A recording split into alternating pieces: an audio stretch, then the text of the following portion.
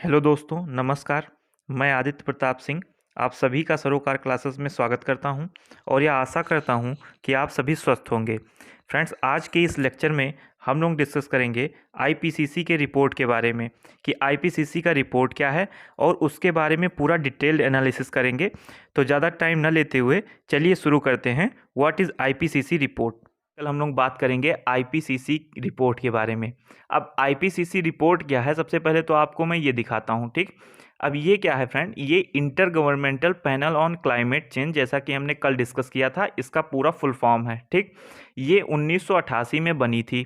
इसका हेडक्वार्टर है जनेवा, स्विट्जरलैंड में। ठीक, अब inter governmental panel on climate change जो है, ये एक इंटर गवर्नमेंटल बॉडी है यूनाइटेड नेशन का। यूनाइटेड नेशन का एक इंटर गवर्नमेंटल बॉडी है, ठीक, आईपीसीसी, जो कि किसके लिए रिस्पॉन्सिबल होता है, क्लाइमेट चेंज में ह्यूमन एक्टिविटीज़ की वजह से क्या क्या क्लाइमेट चेंज हो रहे हैं उनके बारे में ये बताता है। ठीक, तो ये जैसा कि आपको मैंने बताया 1988 में बनी थी।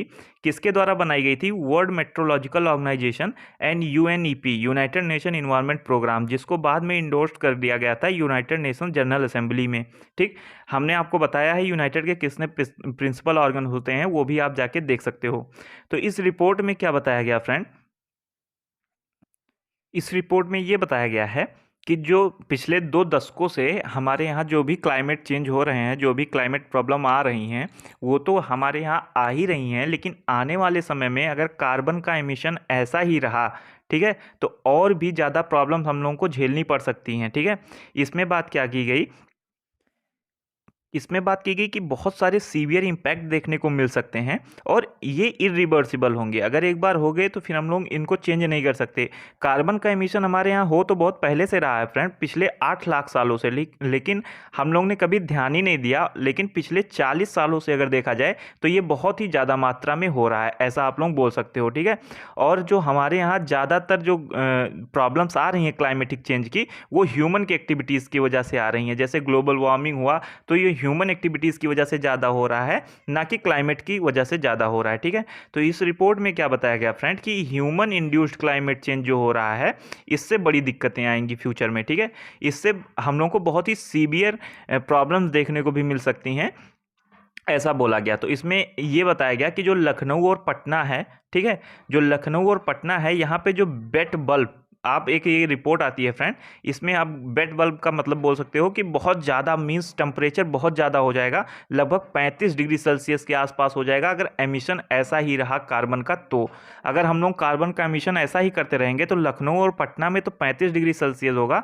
लेकिन आगे आप देखिए जैसे भुवनेश्वर, चेन्नई, मुंबई, इंदौर, अहमदाबाद तक में 32 से 34 डिग्री सेल्सियस हो जाएगा। ठीक है, बढ़ के टेम्परेचर अगर ऐसे ही एमिशन रहा तो।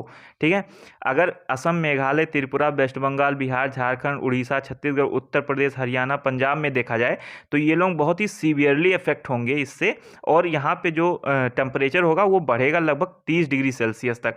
तो आप लोग सोच सकते हो गर्मी कितनी ज़्यादा बढ़ जाएगी।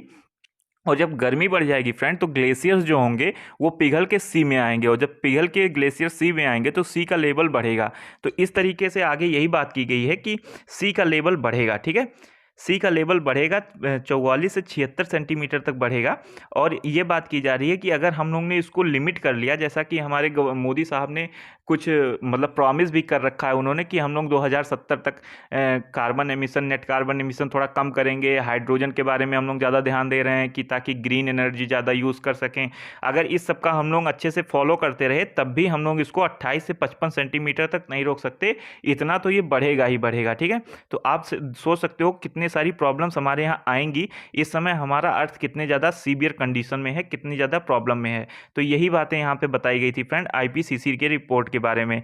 तो आप ध्यान रख सकते हो आईपीसीसी होता क्या है और ये रिपोर्ट में इसने कहा क्या है। तो लखनऊ और पटना के टेम्परेचर राइज होने के बाद में बारे में कहा इसने, और कुछ स्टेट्स के टेम्परेचर के राइज होने के बारे में कहा है, जिससे कि बहुत सारे क्लाइमेटिक चेंज होंगे और बहुत सारे क्लाइमेटिक प्रॉब्लम्स भी आएंगी। तो फ्रेंड्स, जैसा कि आप लोगों ने लेक्चर देखा, मैं आशा करता हूँ आप लोगों को लेक्चर पसंद आया होगा। अगर आप लोगों को लेक्चर अच्छा लगा तो हमारे चैनल को लाइक करिए, सब्सक्राइब करिए और शेयर करिए। जय हिंद, जय भारत।